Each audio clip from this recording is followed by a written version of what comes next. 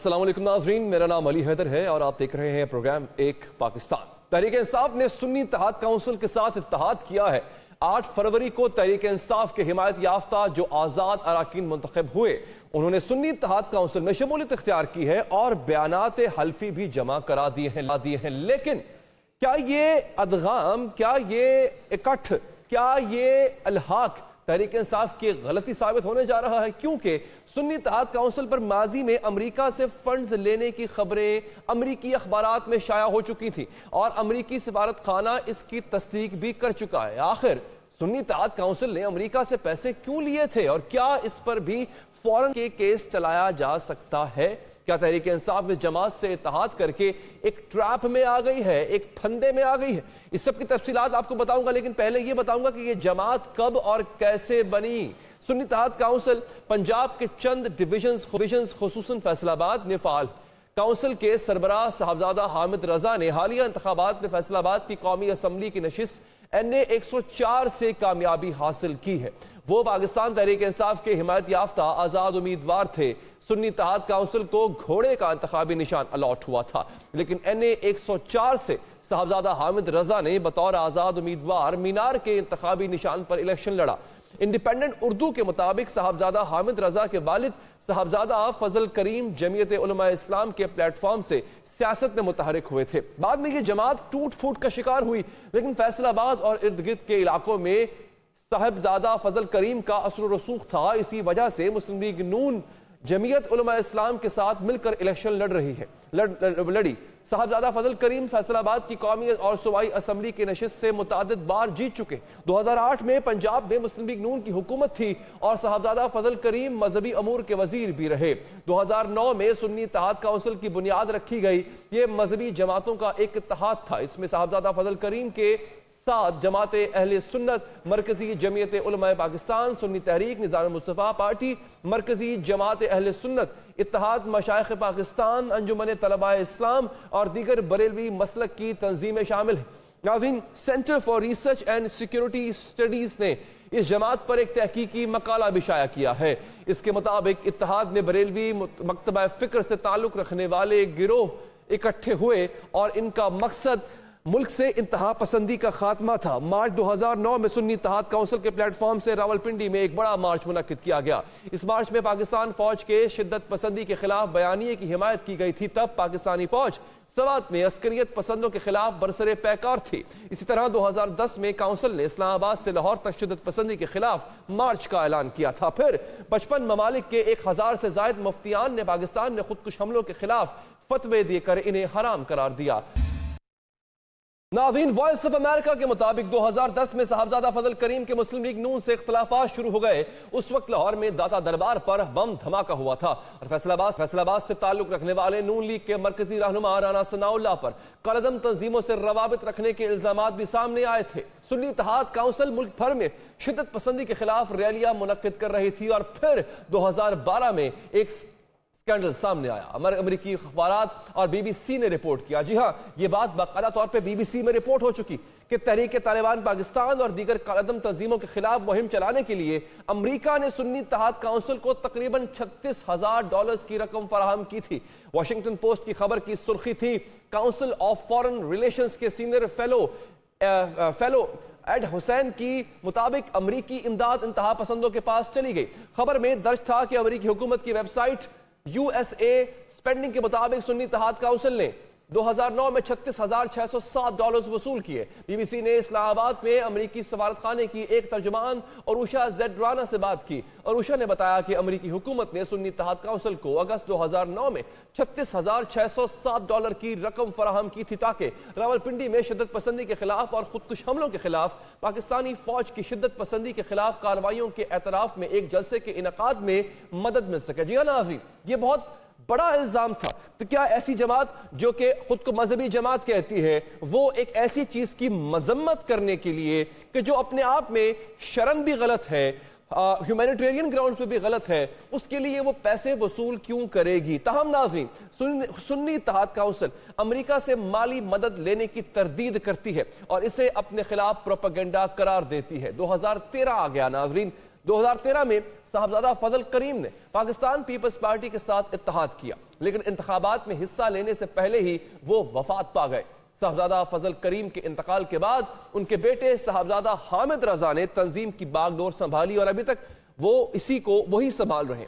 ناظرین، وہ بھی مذہب کارڈ کا پہلے استعمال کر چکے ہیں اور ان چینل دیکھنا حرام قرار دے چکے ہوئے نا۔ جی ہاں، یہ ان کا اپنا کہنا ہے کہ ٹیلی ویژن چینل دیکھنا حرام ہے، لیکن اس کے بعد ان کے متعدد انٹرویوز ٹیلی ویژن چینل پہ نشر کیے گئے، یہاں تک کہ جو اگلا کلپ میں آپ کو سنوانے جا رہا ہوں وہ بھی ٹیلی ویژن چینل پر نشر کیا گیا۔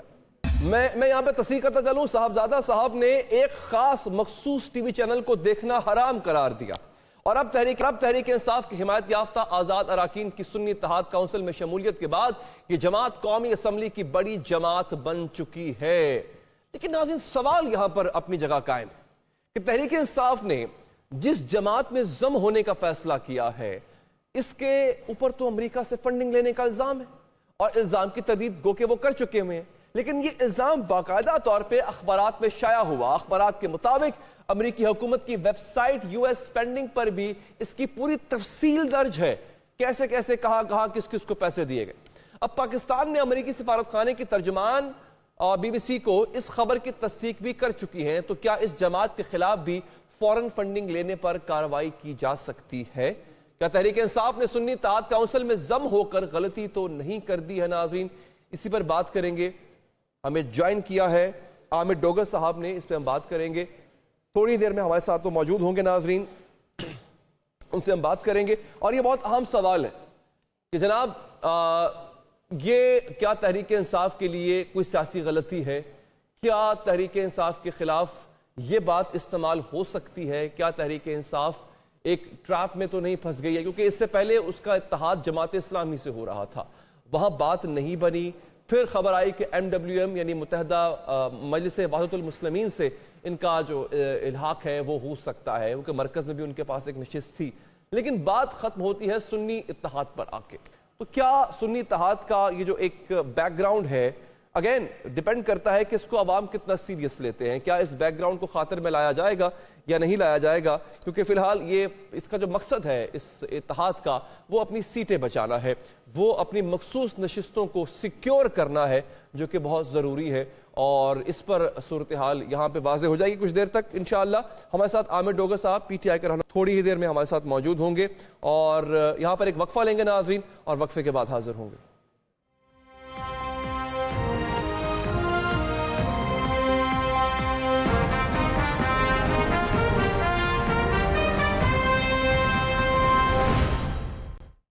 وقفے کے بعد حاضر ہیں، ہمیں جوائن کیا ہے پاکستان تحریک انصاف کے رہنما جناب عامر ڈوگر صاحب نے۔ سر بہت شکریہ آپ کے قیمتی وقت کا۔ ڈوگر صاحب، سنی تحریک ہی کیوں؟ ایک تو آپ کے پاس جماعت اسلامی کا بھی ایک پلیٹ فارم اویلیبل تھا، MWM کا پلیٹ فارم بھی اویلیبل تھا، تو سنی تحریک کا ایک ماضی ہے جس میں ان پہ امریکن فنڈنگ لینے کا الزام بھی ہے، یہ بھی آپ کو ہانٹ کر سکتا ہے، پہلے ہی پارٹی اتنی مشکلات کا شکار ہے، سو کیا اس کے پیچھے ریزن کیا تھی، کوئی پولیٹیکل ریزن کیا تھی کہ آپ نے اسی جماعت کا انتخاب کیا؟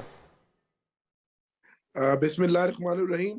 دیکھیں جی، 2-3 پارٹیوں کا ہمارے پاس آپشن موجود تھا، ہم نے ان تینوں پارٹیوں کو انگیج کیا اور ان کے ساتھ بڑے ڈیٹیلز کے ہمارے سیشن ہوئے، لیکن کیونکہ سنی تحریک کے سربراہ صاحبزادہ حامد رضا صاحب خود آپ جانتے ہیں کہ MNA بنے ہیں، تحریک انصاف کے وہ حمایت یافتہ ہیں، اور MWM بھی ہمارے ساتھ ہے، ان کے بھی ایک MNA ہمیں KPK میں MWM اور PTI کی حمایت سے وہ بنے ہیں۔ تو ان تمام چیزوں کو مد نظر رکھتے ہوئے ہم نے یہ سمجھا کہ سنی تحریک جو ہے وہ SIC سنی اتحاد کونسل جو ہے وہ زیادہ مناسب بھی رہے گا اور بہتر بھی رہے گا، اور ہمارے ان کے ساتھ ایک ریلیشنز بھی اچھے ہیں اور ایک ہماری ان کے ساتھ انڈرسٹینڈنگ بھی ہے۔ تو یہ اسی وجہ سے پھر ہم نے اس کا فیصلہ کیا، اور میں جیل میں گیا۔ آپ کے علم میں ہوگا اور آپ نے بیک گراؤنڈ بھی چیک کیا ہوگا ڈیفینیٹلی، ایک بہت بڑا الزام ہے، اور یہ اس کو میں پہلے بھی چلا چکا ہوں، اس کو BBC رپورٹ کر رہا ہے، اس کو امریکن اخبار رپورٹ کر رہے ہیں، اس کو خود امریکی سر الزام میں پہلے کوٹ کر چکا ہوں، میں دوبارہ بتا بھی دیتا ہوں، اور باقاعدہ سفارت خانہ جو ہے پاکستان میں امریکہ کا، وہ تک اس کی تصدیق کر چکا ہوا ہے کہ کہ ہم ان کو فنڈ کرتے رہے, امریکہ کی فنڈنگ لیتے رہے, گو کہ ان کا کام تھا دہشت گردی کی مذمت کرنا, بٹ وہ مذمت بھی امریکن فنڈنگ پہ ہو رہی تھی. اور یہ میں چلا بھی رہا ہوں آپ کے سامنے, آپ اگر ٹی وی دیکھ رہے ہیں, بی بی سی کی بھی خبر ہے جس کی تصدیق کی اس اتفاق چیز کا خان نے. انہوں نے لیا جی. سر یہ جب دہشت گردی بہت عروج پہ تھی اور دہشت گردی کے خلاف فتوے چاہیے تھے اور احتجاج بھی کرنا مقصود تھا اور ایک وہاں پہ ایک فضا کریٹ کرنا مقصود تھی, تو اس سب کے لیے سنی اتحاد نے امریکہ سے پیسے لیے, یہ الزام ہے ان پہ. دہشت گردی کے خلاف مذمت کی تو یہ کوئی برا کام کیا جی؟ نہیں, اس کے لیے پیسے لینے کی کیا ضرورت ہے؟ یہ تو آپ بھی بیٹھے بیٹھے مذمت کر دیں, میں بھی مذمت کر دیتا ہوں, اس کے لیے مجھے پیسے لینے کی کیا ضرورت ہے؟ ایسا نہیں ہے, یہ بڑا لینتھی پھر سبجیکٹ ہو جائے گا. امریکنز جو ہے نہیں سر, اور وی ہیو یورپی ایمپل ٹائم. یونینز جو ہیں جی پولیٹیکل پارٹیز کو فنڈنگ کرتی رہتی ہیں, اچھا, مذہبی پارٹیوں کو فنڈنگز کرتی رہتی ہیں, اور وار اینڈ ٹیرر پہ تو سب ہم ون پیج پہ تھے. نہیں تو اس میں فنڈنگ کون کیوں سی ایسی چاہیے؟ بات ہوتی؟ مطلب ایک میں فار ایگزامپل ایک شخص سڑک پہ کسی کو مار رہا ہے اور میں اسے کہوں گا یار یہ تو نے غلط کیا ہے, اس کے لیے مجھے کسی کے نہیں, پیسے کیوں چاہیے؟ ایسا نہیں ہوتا. Internationally N G Os, international ادارے, فورمز رائے عامہ کو ہموار کرنے کے لیے اب آپ لفظ فنڈنگ کا استعمال کریں گے تو ظاہر ہے وہ فنڈز ہی ہوتے ہیں, لیکن اس کو آپ جس طرح مرضی کھینچ لیں, جتنا مرضی لمبا کر لیں. یہ لابنگز کے لیے ساری دنیا میں تمام پولیٹیکل پارٹیاں چلتی رہتی ہیں, اور اگر اچھے کام کے لیے انہوں نے فنڈنگ لی تھی وار اینڈ ٹیرر میں اس کی مذمت کے لیے, تو اس میں کوئی حرج نہیں. کتنے پیسے لیے تھے ذرا بتائیے؟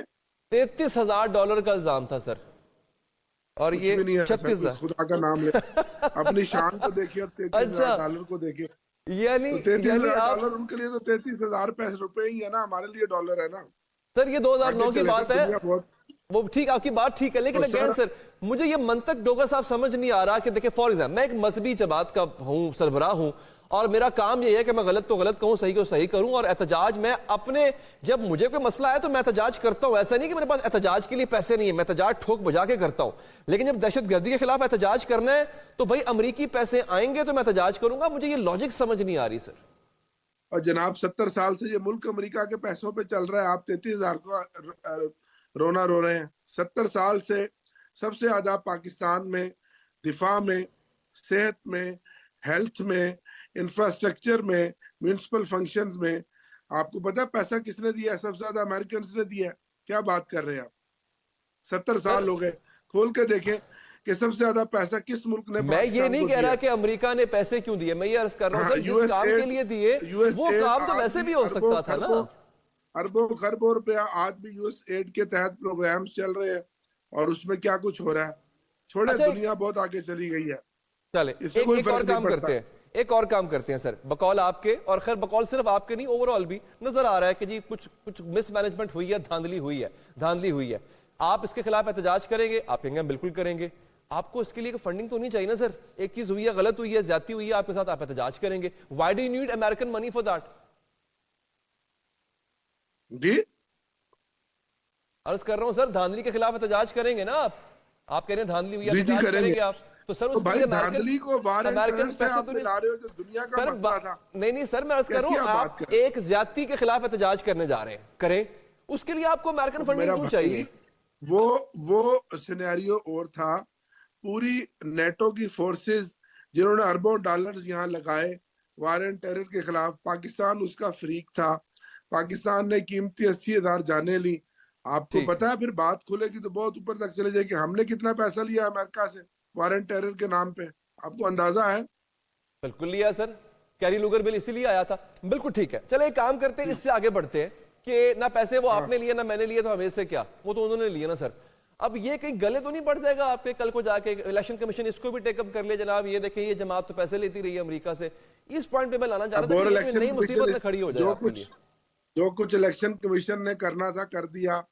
17 سیٹیں آئی ہیں ایکچول, آپ کو پتا ہے پی ایم ایل این کے پاس, یہ بڑوں نے ان کو بتایا. یہ کہاں پہ بات کوٹ ہوئی ہے سر, یہ کہاں کوٹ ہوا ہے سر؟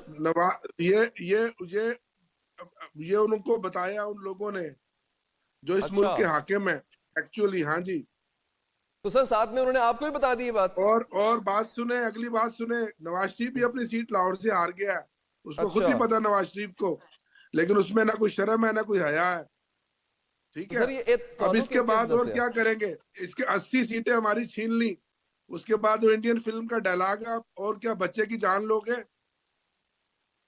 اچھا نہیں وہ تو چلے ہو گیا نا, آپ کہہ رہے ہیں کہ یہ غلط ہو گیا. 33,000 پہ کے اوپر اگر آپ $33,000 پہ SIC کو اگر آپ نے ڈسکوالیفائی کرانا تو آپ تو کروا سکتے ہیں, جو مرضی چاہیں آپ کر سکتے ہیں. یہ تو ہوتا آیا. 13 تو جنوری کو کیا ہوا؟ بلہ ہم یہ سے چیز چھینا. بھی تو گلے پڑ 8 سکتی ہے نا فروری سر کو آپ ہمارے کے. ساتھ کیا ہوا؟ 8 اور 9 کی رات کو کیا ہوا؟ دنیا فارم 45 لیے پھر رہی ہے. 50 60 70 ہزار سے ہمارے لوگ جیتے ہیں. کوئی تھوڑا سا آپ بھی اپنا رول ادا کرو یار. یہ ملک ہے تو اگر یہ جمہوریت ہے, ملک ہے تو ہم سب کچھ ہے نا. عمران خان کو سزائیں دے ڈاکٹر دی, صاحب ہر روز عرض ایک یہ ہے, مقدمے میں سزا دی. کیا ہوا؟ آپ نے تو ہماری کیمپین کی, عمران خان پہ تو کوئی اثر نہیں پڑا, کیونکہ قدرت عمران خان کے ساتھ مہربان ہے. لوگوں نے ڈاکٹر صاحب خاموش انقلاب کے ذریعے کراچی سے پشاور تک ووٹ دیے. آپ نے بلہ لے لیا پورا جہیز کا ہمارا, ہمیں سامان دے دیا. لوگوں نے ڈھونڈ ڈھونڈ کے بلے پہ اس کو بلہ بنا کر مورے لگائیں. پورے آلو پیاز سبزی سے لے کر اور سامان کیا کچھ نہیں دیا. کوئی تماشا ہے یار, بس کرو. اب اس ملک کو تو آگے چلاؤ. اس ملک نے آگے چلنا ایسا ہے ہے یا نا نہیں چلنا؟ ڈاکٹر صاحب انہیں جان تو کہہ نہیں لئی, پر انہیں نشان تھوڑے کو لے لیا ہے. اب سوال یہ ہے سر کہ ابھی مزید ڈیمیج ہو سکتا ہے, اور will that be a reason کہ جس جماعت سے آپ نے اتحاد کیا ہے اس under the pretext of this current situation اس میں مزید ڈیمیج آپ کو ہو سکتا ہے؟ چلو جی ڈیمیج کر لیں, بول کیا کریں گے, اب جان لے لیں گے. آپ بھی تو اپنا کردار ادا کریں نا. اس ملک کے لیے کردار ادا کریں. یہ ملک بھی ہمارا ہے, ریاست بھی ہمارے ہیں, ادارے بھی ہمارے ہیں. یہ سر ملک جس تو طرح آگے ہم چلے کر گا. رہے ہیں نا, ہم آپ فالو کرتے ہیں, آپ کو پتہ چلتا تو ہے کہ کس سمجھتے طرح ہم تھے کردار ادا کر پا رہے ہیں. ہم تو سمجھتے تھے کہ الیکشن کے ذریعے اس ملک میں معاشی استحکام آئے گا, سیاسی استحکام آئے گا. وہ تو اور زیادہ کام خراب ہو گیا. وہ تو خود پریشان ہے. کوئی وفاق میں حکومت لینے کے لیے تیار ہے. رات پریس کانفرنس میں منہ دیکھے تھے کیسے لٹکے ہوئے تھے. 12 بجے ہوئے تھے سب کے, آصف زرداری سے لے کے اور لیفٹ اور رائٹ پہ جتنی PDM کی حکومتیں بیٹھی تھی. یار یہ ملک ہمارے بزرگوں نے اس دن کے لیے بنایا تھا. اس دن کے لیے ہم نے قربانیاں دی تھی کہ ان چوروں پہ آپ کو پھر آپ مسلط کریں گے. خدا کا نام مانے, اس ملک کا 25 کروڑ عوام کا خیال رکھیں, ان کے مینڈیٹ کا خیال رکھیں, ان کے ووٹ کا خیال رکھیں. وہ جو ووٹ کو عزت دینے والے تھے, اس محترمہ مریم صاحبہ نے پہلی پارلیمانی سیاست کا آغاز ہی وہ وسیم قادر جو ہمارا MNA بنا تھا اس کو ساتھ کھڑا کر کے کیا. واہ کیا ووٹ کو عزت دی ہے. پہلی اپنی پارلیمانی سیاست کا آغاز وسیم قادر جو MNA تحریک انصاف کی حمایت یافتہ بنا, اس لوٹے کو کھڑا کر کے انہوں نے اپنی سیاست کا آغاز کیا. کیا بات ہے یار. کس کو پاگل بنا رہے ہو, کس کو بے وقوف بنا رہے ہو؟ دنیا سب سمجھ گئی ہے, لوگ سب سمجھ گئے ہیں. یا تو سب کو زہر دے دو, بس ہم مر جائیں گے, ختم ہے بات. اور اس کے بعد کیا ہو سکتا ہے؟ ٹھیک ہے عامر ڈاکٹر صاحب, میں انتہائی مشکور ہوں سر کہ آپ نے ہمارے پروگرام کے لیے وقت نکالا. کا بہت بہت شکریہ. ناظرین, یہ بات ہو رہی تھی کہ پاکستان تحریک انصاف کے لیے ایک نئی مشکل کھڑی ہو سکتی ہے. ایک ایسی جماعت سے ان کا الحاق ہے جس پہ الزامات ہیں, الزامات کی تردید بھی ہے, لیکن ایک دوسری جگہ سے, دوسری سائٹ سے اس کی تصدیق بھی ہے. آگے بڑھیں گے ناظرین. پیپلز پارٹی اور مسلم لیگ نون کا اتحاد, اور اب شہباز شریف وزارت عظمیٰ کے امیدوار ہیں. یہ ایک کامیاب وزیر اعلیٰ تھے لیکن ناکام وزیر اعظم بھی ثابت ہوئے ہیں کیا؟ شہباز شریف کے دور میں مہنگائی کی شرح 13% سے بڑھ کر 28% پر چلی گئی تھی. ناظرین, آج کے اس سیگمنٹ میں آپ کو بتاتے ہیں کہ شہباز شریف صاحب جب آئے تھے تب صورتحال کیا تھی, جب وہ آفس چھوڑ کے گئے تب صورتحال کیا تھی. ناظرین, جب شہباز شریف نے اپریل 2022 میں وزارت عظمیٰ سنبھالی تو ڈالر تھا 183 روپے پہ, اور جب اگست 2023 میں انہوں نے حکومت چھوڑی تو جناب ڈالر تھا 300 روپے. جی ہاں, 300 روپے تک پہنچ چکا تھا. جب شہباز شریف نے حکومت سنبھالی تو پیٹرول 150 روپے لیٹر مل رہا تھا. حکومت چھوڑی تو پیٹرول 273 روپے لیٹر ہو چکا. شہباز شریف کے دور میں 400 یونٹ استعمال کرنے والوں کے لیے بجلی کا ایک یونٹ 65 روپے تک کا پہنچ چکا تھا. گیس 50% مہنگی ہوئی. جب شہباز شریف وزیر اعظم بنے تو 20 کلو آٹے کا تھیلا 1200 روپے کا ملتا تھا. جب حکومت چھوڑی تو جناب تھیلا 2800 روپے تک کا پہنچ گیا. جب شہباز شریف وزیر اعظم بنے تو 1 کلو چاول 90 روپے کلو ملتا تھا. حکومت چھوڑی تو قیمت 150 روپے کلو پر پہنچ چکی تھی. ڈبل روٹی کے چھوٹے پیکٹ کی قیمت 70 روپے سے بڑھ کر 106 روپے تک پہنچ چکی تھی. انڈے عام گھروں میں استعمال ہونے والی چیز 31% مہنگی ہوئی، مونگ کی دال 40% مہنگی ہوئی، ماش کی دال 44% مہنگی ہوئی۔ آپ کو لگ رہا ہوگا چھوٹی چھوٹی چیزیں گنوا رہا ہوں، مگر یہ ضروری ہیں۔ ایک غریب آدمی سے، ایک عام آدمی سے پوچھئے، اس کے لیے یہ چیزیں بھی پہاڑ جیسی ثابت ہوتی ہیں جب وہ دکان پہ جاتا ہے خالی جیب لے کر۔ جب شہباز شریف نے حکومت سنبھالی تو چائے کا 190 گرام پیکٹ 280 روپے کا ملتا تھا، حکومت چھوڑی تو وہی پیکٹ 560 روپے پر آپ دے کے گئے تھے۔ شہباز شریف وزیر اعظم بنے تھے تو 1 کلو چینی 90 روپے کلو ملتی تھی، لیکن جب انہوں نے وزارت عظمیٰ چھوڑی تو چینی 150 کلو بھی نہیں مل پا رہی تھی۔ شہباز شریف نہ مہنگائی پر قابو پا سکے ناظرین، اور نہ معیشت کو درست طریقے سے چلا سکے۔ ان کے دور میں ڈالر صرف مہنگائی نہیں ہوا تھا بلکہ نایاب بھی ہو گیا تھا، جس کی وجہ سے درآمدی کارگوز کی کلیئرنس میں رکاوٹ آئی، کنٹینر پڑے پڑے سڑ رہے تھے پورٹس پر۔ اسی وجہ سے سپلائی چین میں تعطل آیا، تاجر کاروبار نہ چلنے کی دہائیاں دیتے رہے، اور ایک موقع پر وہ موقع بھی آیا ناظرین کہ تنگ آئے تاجروں نے اپنی فیکٹریاں تالے لگا دیے، بند کر کے چابیاں انہوں نے حکومت کر دی تھی، یہ لو رکھو، آپ چلا لو کاروبار۔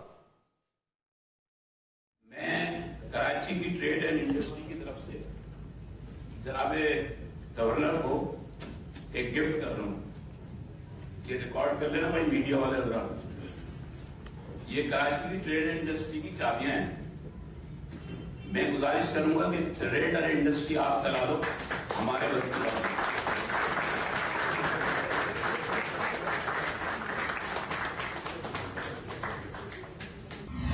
تحریک انصاف حکومت پر اعتراض کرتے تھے کہ اس نے قرض لیا ہے، قرض میں اضافہ کیا ہے، معیشت کا بیڑا غرق کر دیا، لیکن خود شہباز شریف کے دور میں قرضے 43,000 جی ہاں 43,000 ارب سے بھی بڑھ کر 55,000 ارب روپے پر چلے گئے تھے، یعنی قرضوں میں تقریباً 28% اضافہ ان 16 مہینوں میں ہوا تھا جس میں شہباز شریف کا راج تھا۔ ابھی 11 فروری کو روزنامہ ایکسپریس ٹریبیون نے ایک رپورٹ شائع کی ہے جس کے مطابق شہباز شریف حکومت کی بری معاشی کارکردگی نے فی کس قرض میں 25% کا اضافہ کیا ہے، فی کس قرض میں۔ جب شہباز شریف حکومت میں آئے تو پاکستان کے ہر شہری پر 2,16,925 روپے قرض تھا، لیکن جون 2030 تک ہر شہری پر قرض بڑھ کر 23 تک 2,71,624 روپے ہو چکا تھا۔ مطلب یہ کہ شہباز شریف کی وزارت عظمیٰ میں پاکستان کا ہر شہری 54,500 روپے کا مزید مقروض ہو گیا۔ شہباز شریف وزیر اعظم بن کر در در جا کر بھیک مانگتے رہے، خود شرمندہ ہوتے رہے اور پاکستانیوں کو مزید مقروض کرتے رہے۔ ناظرین کیا کہتے تھے یہ سنیے۔ میں سعودی عرب سے ہو کے آیا ہوں، میں یو اے کے ہو کے، ابھی میں ترکی ہو کے آیا ہوں، اور میں نے ان بھائیوں کو کہا کہ آپ ہمارے بڑے عظیم بھائی ہیں، ہمیشہ آپ نے ہماری مدد کی، اور میں نے یہی کہا جب میں آیا ہوں تو آپ سمجھیں کہ شاید یہ مانگنے آیا ہے، میں مانگنے نہیں آیا لیکن مجبوری ہے۔ پہلے میں نے فیصلہ کیا تھا کہ مزید ان سے میں قرضہ نہیں مانگوں گا، لیکن میں نے پھر آخری وقت فیصلہ کیا اور ہمت باندھی کہ میں ان سے مزید مانگوں۔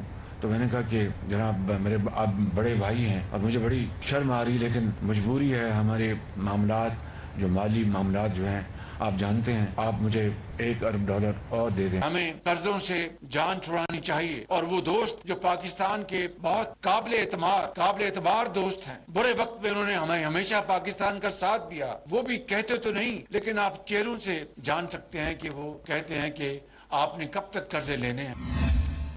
نواز شریف صاحب وزیر اعظم بنے تو ان میں اعتماد کی بھی کمی نظر آتی تھی، دل کی بات کرتے تھے تو اشارہ دماغ کی طرف ہو جاتا تھا، دماغ کی بات کرتے تھے تو انگلی دل پر رکھی جاتی تھی، کبھی شعر سناتے بھول جاتے تھے۔ ازبکستان میں یہ واقعہ پیش آیا، ازبکستان میں روسی صدر ولادیمیر پوٹن سے ان کی ملاقات ہوئی تو کان میں ایئر پیس لگانے کے بھی ان کو ناکامی کا سامنا کرنا پڑا، اس پر بھی روسی صدر کو پھر بالآخر ہنسی آ گئی۔ وہ کلپ بہت وائرل ہوا تھا، یہ دیکھیے ذرا۔ تشریف رکھیں پلیز۔ نہیں جناب، آپ جاری رکھیں prime minister. You must catch this moment with your conviction, with your heart and your mind. پھونک ڈالے، وہ اقبال کہتے ہیں پھونک ڈالے، یہ کیا ہے وہ شعر، کیا ہے وہ شعر، یہ پھونک ڈالے یہ زمین و آسمان مستعار، اور خاکستر سے آپ اپنی جان پیدا کرے۔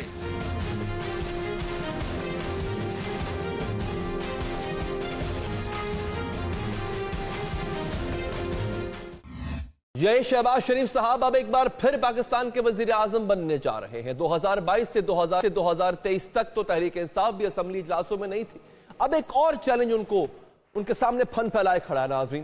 ہوتا یہ تھا کہ اپوزیشن نہیں تھی, اب اس وجہ سے شہباز شریف صاحب کو کسی مخالفت کا سامنا نہیں کرنا پڑتا تھا, آئل کی اس جانب سے آوازیں نہیں آتی, تنقید نہیں ہوتی تھی. اس بار صورتحال یکسر مختلف ہوگی. تحریک انصاف ایک اچھی خاصی تعداد میں آئل کی اس جانب بیٹھی ہوگی اور ناظرین ان کے 100 سے زیادہ ممبر اسمبلی میں موجود ہوں گے اور وہ ڈٹ کر اپوزیشن کریں گے. پہلے پیپلز پارٹی بھی کابینہ کا حصہ تھی, فضل الرحمان بھی ساتھ تھے, اب پیپلز پارٹی کابینہ کا حصہ نہیں ہے اور فضل الرحمان صاحب بھی آنکھیں دکھا رہے ہیں. تو جب تک شہباز شریف صاحب پنجاب کے وزیر اعلیٰ تھے, انہیں صوبائی اخراجات کے لیے وفاق سے رقم ملا کرتی تھی, اس رقم سے وہ پنجاب میں ترقیاتی کام کرا لیا کرتے تھے. اب وفاق میں ہوں گے اور صوبائی اخراجات ادا کرنے ان کو پڑیں گے اور وہ ادا کرنے کے بعد ان کے پاس بجٹ بہت محدود ہوگا, کمائی ان کو کر کے دینا پڑے گی, خود کے لیے بھی اور صوبوں کے لیے بھی.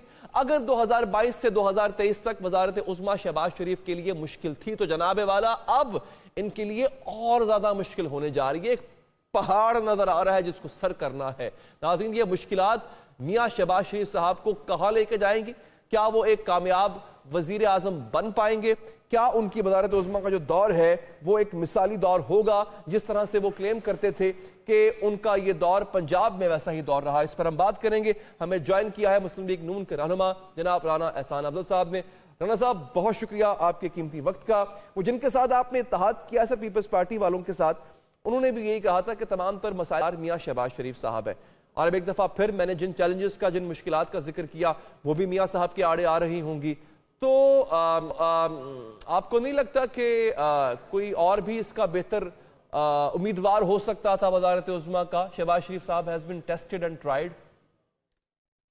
بسم اللہ الرحمن الرحیم. دیکھیں ہمارا پہلے تو ارادہ یہی تھا کہ میاں نواز شریف لیڈ کریں گے, لیکن کیونکہ ہمیں سمپل میجورٹی نہیں ملی اور یہ ایک کولیشن حکومت ہے جس کے ہم بیسکلی لیڈنگ پارٹنرز ہیں, لیکن ہم جو ہے یہ کولیشن حکومت ہے جس کے ہم لیڈنگ پارٹنرز ہیں, لیکن یہ پی ایم ایل این کی جو ہے وہ حکومت نہیں ہے.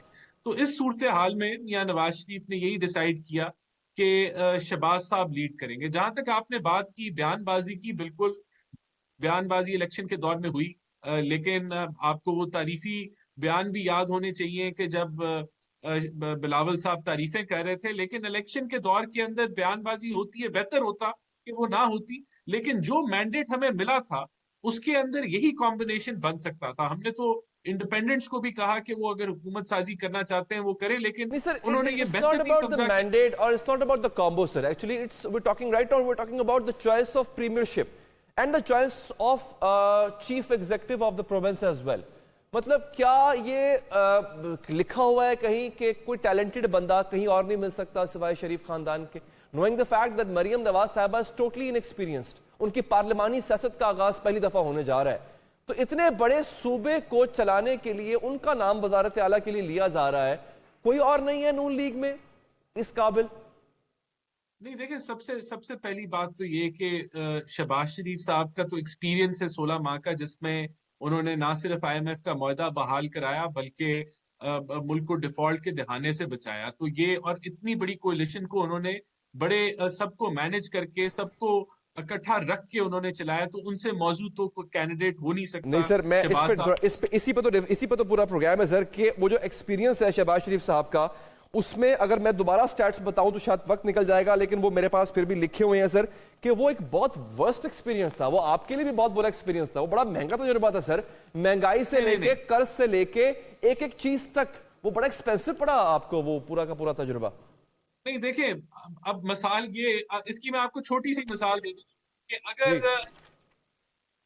اگر آئی ایم ایف کا معاہدہ ہم بحال نہ کرتے تو پھر ملک جو ہے وہ ڈیفالٹ کر جاتا. اگر ملک ڈیفالٹ کر جاتا تو شاید ڈالر 400-500 پہ ہوتا. تو اگر ہم نے مہنگائی کرنی پڑی کیونکہ پچھلی حکومت نے اپنی ذمہ داری بر وقت پوری نہیں کی تھی, ہمیں گیس کا سرکولر ڈیٹ یا بجلی کا سرکولر ڈیٹ ختم کرنے کے لیے مہنگائی کرنی پڑی اور آئی ایم ایف کا معاہدہ بحال کرنا پڑا اور ملک ڈیفالٹ سے بچ گیا, تو یہ ٹھیک فیصلہ سازی تھی. دیکھیں 43,000 ارب کا قرضہ, مطلب آپ ہر شہری کو آپ نے 58,000 روپے کا مقروض کیا ہے پاکستان کے, اور یہی تو آپ کی دلیل تھی عمران خان کو گھر بھیجنے کی کہ آدمی معیشت کا بیڑا غرق کر رہا ہے. تو اگر آپ آ کے, آئی نو کہ آپ کہہ رہے ہیں کہ اس سے بھی ورسٹ ہو سکتی تھی, بٹ جو میں نے دیکھا بینگ اے پاکستانی, وہ ورسٹ نہیں تو پھر ورسٹ کیا تھا؟ نہیں دیکھیں، میں آپ کو اس کی اگر میں اس کو ڈیفائن کر سکوں تو جی اس کا یہ ہے کہ اگر میں آپ کو ہمارا گیس سیکٹر کے اندر 200-250 ارب پہ ہم خسارہ چھوڑ کے گئے تھے 18 میں، وہ چلا گیا 1300 ارب میں پی ٹی آئی کے دور کے اندر. انہوں نے قیمتیں نہیں بڑھائی گیس کی تو مہنگائی نہیں ہوئی گیس سیکٹر کے اندر، یعنی کہ گیس کے نرخ نہیں بڑھے. لیکن آئی ایم ایف کا معاہدہ تب تک نہیں ہو سکتا تھا جب آپ گیس کی پرائسز کو ریوائز نہ کرتے. ہمیں مہنگائی کرنی پڑی، آئی ایم ایف کا معاہدہ بحال کرنا پڑا، وہ اور اس کی وجہ سے مہنگائی ہوئی. لیکن اگر ہم نہ کرتے، آئی ایم ایف کا معاہدہ نہ ہوتا، ڈالر 400 پہ چلا جاتا تو ہمیں اور دگنی تگنی جو ہے وہ طریقے سے مہنگائی ہوتی.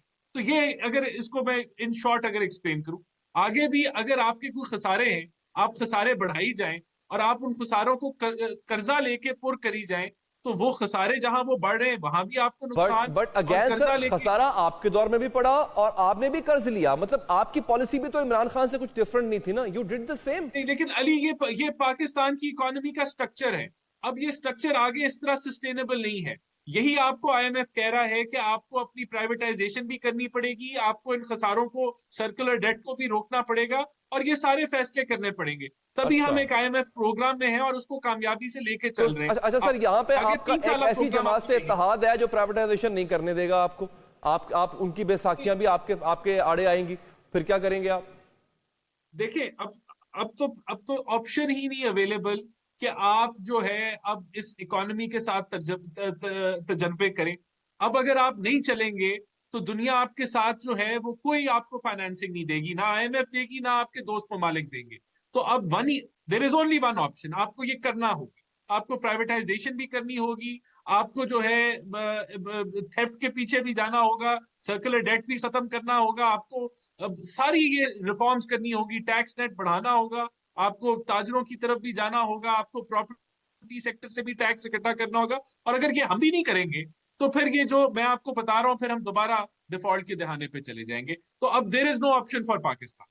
رانا صاحب اب ایک اور سوال بھی یہاں پہ اٹھتا ہے، جس طرح انتخابات ہوئے ہیں جو ان پہ ایک سٹین لگا ہوا ہے جس کو دھونے کی بات آپ نہیں کر رہے، باقی تقریباً سب کر رہے ہیں، اگر وہ بھی نہیں دھلتے سر اور پھر ایک سٹگما رہتا ہے ان انتخابات پہ مس مینجمنٹ کا، کوتاہی کا، دھاندلی کا، جو بھی ہے، اس کے بعد اگر پولیٹیکل سٹیبلٹی نہیں آتی ہے، انویسٹر پہلے ڈرا ہوا ہے، بھاگا ہوا ہے، چاہے وہ باہر کا ہو، چاہے پاکستان کا اپنا ہو یا پھر اوورسیز پاکستانی ہو، اور سر وہ کیسے آپ انویسٹر کانفیڈنس کیسے بحال کریں گے اتنی آپ کیا کہہ لیں کہ اتنی ڈسکمفرٹ کے اندر جہاں پولیٹیکل ڈسکمفرٹ اتنا زیادہ ہے؟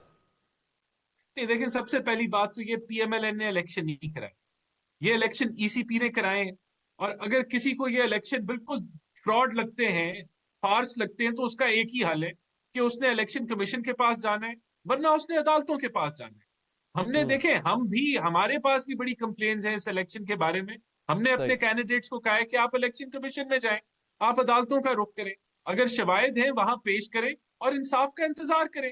یہی ہوتا ہے مہذب جو ممالک کے اندر قاعدے قانون ہوتے ہیں، آپ کو فالو کرنے پڑتے ہیں اور آپ کو ویٹ کرنا پڑتا ہے کہ آپ کو انصاف ملے. اس کے علاوہ اگر آپ انٹرنیشنل میڈیا کے سامنے پاکستان کی ساکھ کو خراب کریں تو آپ کو اس سے آپ کے جو نتائج ہیں وہ تو نہیں تبدیل ہونے لگے، وہ تو وہیں سے تبدیل ہوں گے جہاں سے میں نے کہا، ای سی پی یا عدالتوں سے اگر آپ سچے ہیں. تو باقی دیکھیں، ہمیں بھی 2018 کے الیکشن سے شدید تحفظات تھے، لیکن کیا ہم نے ملک کو روکا؟ کیا ہم نے پولیٹیکل انسٹیبلٹی پھیلائی؟ نہیں پھیلائی. تو ایک طریقہ ہے انصاف ملنے کا، ایک طریقہ ہے اپنی کمپلینٹس کو فائل کرنے کا، آپ وہ طریقہ جو ہے اپنائیں. ہمارے کینڈیڈیٹس بھی اپنا رہے ہیں. ابھی وہ بھی ایک کیوں کہہ لیں کہ یہ بھی ایک شو ہوگا جو کہ اگلے چند مہینے تک ہمیں دیکھنا پڑے گا. میں انتہائی مشکور ہوں آپ کا جناب رانا صاحب، رانا احسان صاحب، کہ آپ نے ہمارے پروگرام کے لیے وقت نکالا. پی ایم ہمارے ساتھ موجود ہیں. ناظرین، آگے بڑھیں گے. سیاست کے سینے میں دل نہیں ہوتا، بلکہ سیاست کا کوئی اصول ہے اور نہ ہی ضابطہ، نہ طور ہے اور نہ ہی کوئی طریقہ. یہ وہ بے رحمانہ کھیل ہے جس میں آج کے دوست کل کے دشمن بن جاتے ہیں اور ماضی کے دشمنوں کو سینے سے لگانا پڑتا ہے. یاسف علی زرداری نے گزشتہ ایک دہائی کے دوران اپنے ثابت کیا ہے کہ جس سے محض اپنے فائدے کے لیے جس پارٹی کو قاتل نہیں کہا تھا کل، اس کا ڈپٹی وزیر اعظم اپنے دور میں بنایا، جو اپنی شرائط پر، اپنی بچھائی گئی بساط پر اپنے میدان میں اپنے ہی پتوں کے ذریعے کھیلنے کا عادی ہے، جن کا ماننا ہے کہ معاہدے قرآن و حدیث نہیں ہوا کرتے۔ گزشتہ شب شہباز شریف صاحب نے آصف علی زرداری کو بطور صدر منتخب کرانے کا اعلان کیا، حالانکہ ماضی میں یہی شہباز شریف تھے انہیں لاڑکانہ کی سڑکوں پر گھسیٹنے کے دعوے کر رہے تھے۔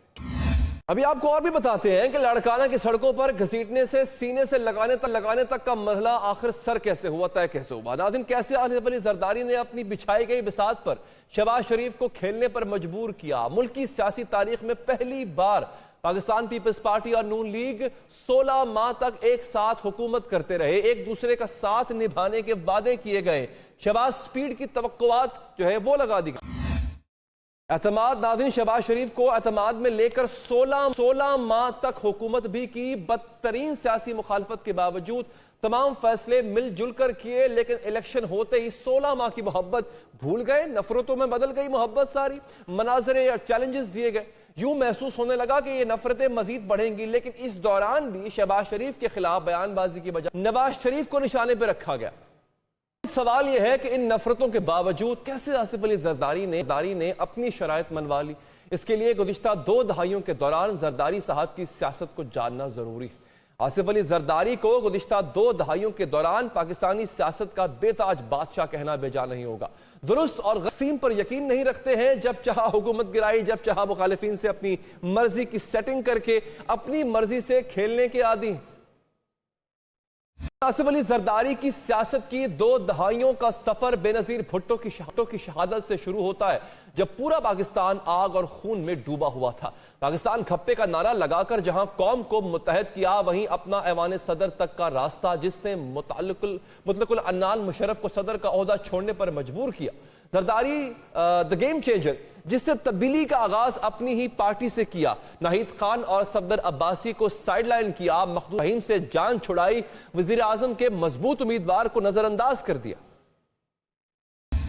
بے نظیر بھٹو کی شہادت کے بعد آصف علی زرداری نے پیپلز پارٹی پر مکمل کنٹرول حاصل کیا، اکثریت نہ ملنے کے باوجود اپنی سیٹوں پر خوب بارگیننگ کی، حکومت کوئی بھی ہو، پتے بھی زرداری کے اور پھر چالیں بھی زرداری ہی کی چلیں۔ سینٹ میں اکثریت نہ ہونے کے باوجود اپنی مرضی کا چیئرمین سینٹ بنایا، بلوچستان نے اپنی مرضی کی حکومت بنائی، کراچی میں مینڈیٹ نہ ہونے کے باوجود اپنا میئر لا کر سب کو حیران و پریشان کر دیا۔ زرداری خود کو محترمہ بینظیر بھٹو کا شاگرد کہتے ہیں، لیکن محترمہ بینظیر بھٹو اس قسم کے حالات سے نمٹنے میں کامیاب نہیں ہو سکی تھی۔ اتنے مسائل بینظیر بھٹو کو کبھی درپیش ہی نہیں ہوئے، حالانکہ وہ مجموعی طور پر 57 ماہ برسر اقتدار رہی، لہٰذا بحرانوں پر قابو پانے کے حوالے سے یہ کہا جائے کہ وہ بینظیر بھٹو سے بھی 2 قدم آگے نکل گئے ہیں تو بے جانا ہوگا۔ آصف علی زرداری کے کرسی صدارت پر براجمان ہوتے ہی عدلیہ کی بحالی کا مسئلہ اس شدت سے اٹھا تھا کہ کہا جانے لگا کہ حکومت کا جانا ٹھہر گیا ہے، صبح گئی کہ شام گئی، لیکن عدلیہ بحال بھی ہوئی اور حکومت بھی برقرار رہی۔ سوئس کیسوں پر بھی حکومت کی بساط لپٹنے کی باتیں ہونے لگیں، مگر کچھ نہ ہوا۔ ایم کیو ایم بار بار ناراض ہوئی، مگر ہر بار زرداری صاحب آگے بڑھے اور انہوں نے ان کو تھام لیا۔ ریمنڈ ڈیوس کا مسئلہ بھی جھاگ کی طرح بیٹھ گیا۔ اسامہ بن لادن واقعے پر حکومت کے جانے کی صدائیں بلند ہوئیں، مائک ملن کو لکھے گئے مراسلے نے بھی خوب ہنگامہ برپا کیا۔ نواز شریف تو کالا کوٹ پہن کر عدالت بھی پہنچ گئے، مگر زرداری سرکار نے اپنی مدت پوری کی۔ یہ شواہد اس جانب اشارہ کرتے ہیں کہ صدر زرداری ہر قسم کی صورتحال سے نکلنے کا فن جانتے ہیں۔ سینئر صحافی حامد میر نے دعویٰ کیا کہ آصف زرداری تو ایوان صدر گن لے کر بیٹھے رہتے، اس کے باوجود انہوں نے مدت پوری کی۔ زرداری کے دور حکومت میں نواز شریف اور شہباز شریف مسلسل ان کے خلاف بیانیاں بناتے رہے، لیکن 2014 میں تحریک انصاف کے دھرنے کے دوران دعوے کیے جاتے رہے کہ نواز سرکار ختم ہونے والی ہے۔ 23 اگست 2014 کو زرداری جاتی عمرہ پہنچے، منصورہ گئے، چودھری برادران سے ملے اور نواز حکومت کو مضبوط کیا۔ یوں تحریک انصاف کے تاریخی دھرنے کے ذریعے بھی حکومت کو ہٹایا نہ جا سکا، لیکن اسی دوران ایک بار پھر نواز شریف نے زرداری کا ساتھ نہیں دیا، جب 16 جون 2015 کو آصف علی زرداری کا متنازع بیان "ہمیں تنگ نہ کرو، اینٹ سے اینٹ بجا دوں گا" سامنے آیا۔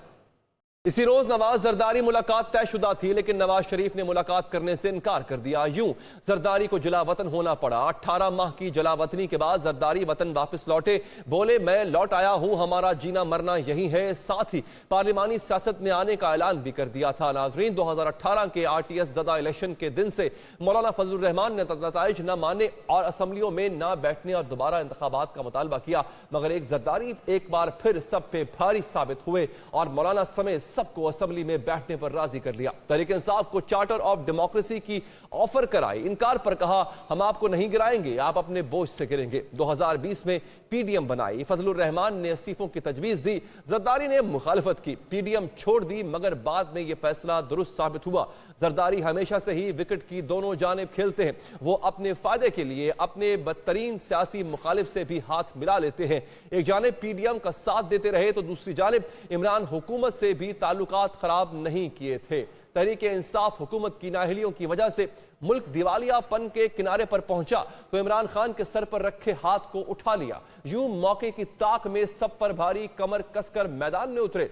PTI हुकूमत को पहला झटका यूसुफ रजा गिलानी को सेनेटर बनाकर पहुंचाया, जिन्हें तहरीक इंसाफ के 10 मेंबरान ने वोट दिया। इसके जवाब में इमरान खान ने ऐवान से एतमाद का वोट लिया, लेकिन 3 मार्च 2021 का दिन तहरीक इंसाफ की हुकूमत के खात्मे की पहली ईंट साबित हुआ।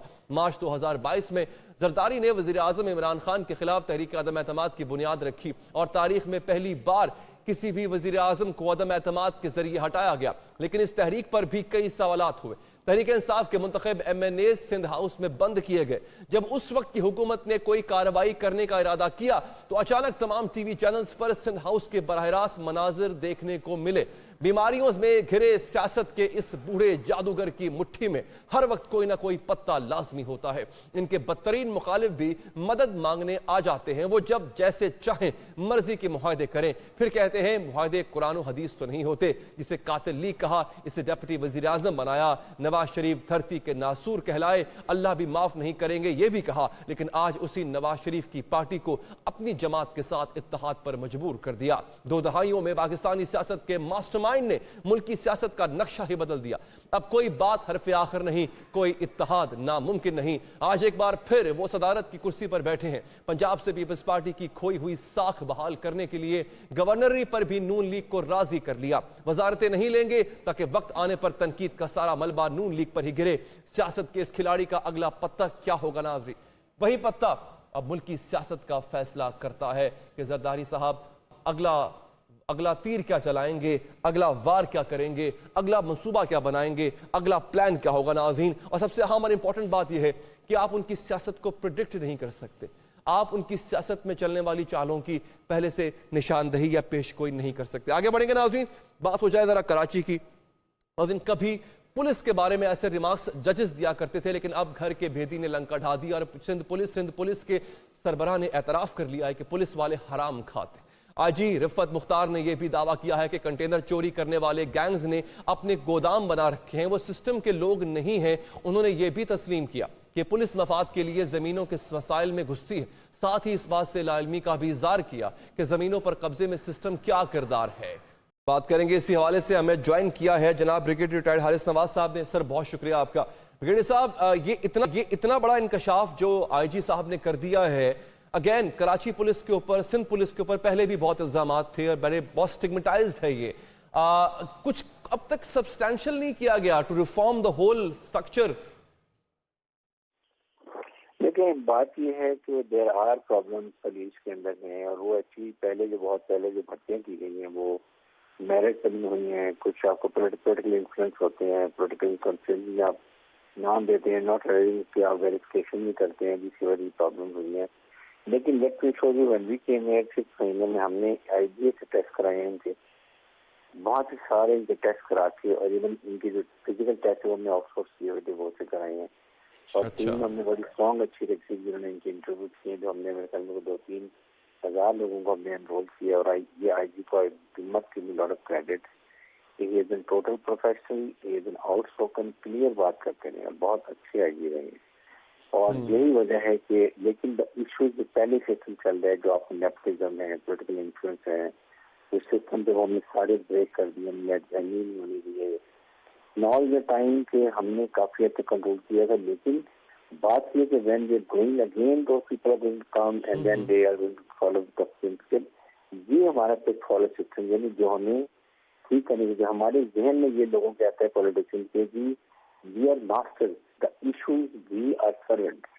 हमने अपने अवाम की खिदमत करनी है, उनके जान माल की हिफाजत करनी है. स्नैचिंग, औरतें फैमिली कर रही होती है, रात में इतनी खुशी होती है कि फिर, लेकिन यही जब कोई स्नैचिंग करती है, मर्डर होता है, then it is really very painful. तो ये सिस्टम हमें ठीक करना होगा. ठीक है ब्रिगेडियर साहब, इंतहाई मशकूर हूं सर कि आपने हमारे प्रोग्राम के लिए वक्त निकाला. नाज़रीन, प्रोग्राम से अब तक के लिए इतना ही. इजाजत, अल्लाह ने के बाद.